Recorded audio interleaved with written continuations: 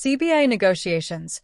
Breaking down the WNBA's revenue-sharing proposal to the WNBA. The WNBA and the Players' Union have been in constant talks ever since both sides agreed to extend the current CBA by 30 days back in late October. Sunday night was supposed to be the final deadline, the moment everyone had circled.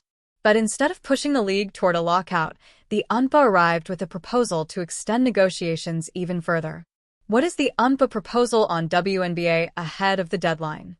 As first reported by Annie Costabile, the WNBA has put forward a proposal for a 6-week extension to the current CBA deadline, sending a clear message in a statement to Front Office Sports.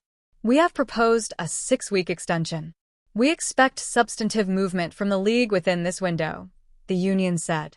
The WNBA also proposed a 21-day extension in hopes of finally wrapping up the CBA negotiations that have been stuck in limbo for months. This is the first time both sides have put an extension proposal on the table, a change from the last deadline, when only the league offered one, and the Players' Union was more than happy to accept it, but even that extra time couldn't get them to the finish line. Now, with both agreeing that more time is needed, there's hope this window will finally lead to real progress.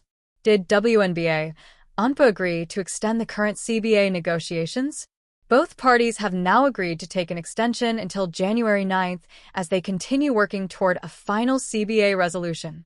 The statement read, "The WNBA and WNBA have agreed to extend the current collective bargaining agreement through January 9th, 2026, with either party having the option to terminate the extension with 48 hours advance notice.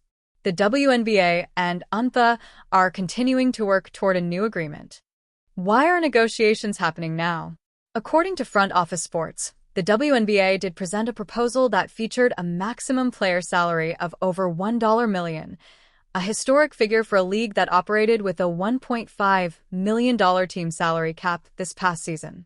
However, multiple sources indicated that the number was misleading.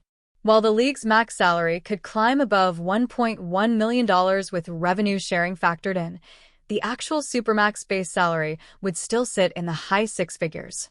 Reports also noted that the league minimum would increase to over $220,000, with the average salary rising past $460,000. But that still isn't what the union is fighting for. The current CBA, which players opted out of last October, technically includes a revenue-sharing system, but it never really had a chance to work. Players were supposed to earn a percentage of excess revenue once the league hit certain financial targets, but they were never able to get them. Why? Those targets were cumulative starting from the 2020 season, the same year COVID shut everything down. As a result, revenue sharing was never triggered, and instead of salaries growing with the league's rising popularity, the cap crawled up at a flat 3% each year.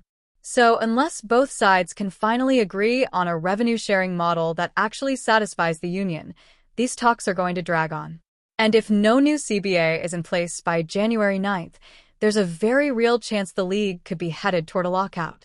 And that's a situation nobody wants to see. Share this with a friend. Advertisement.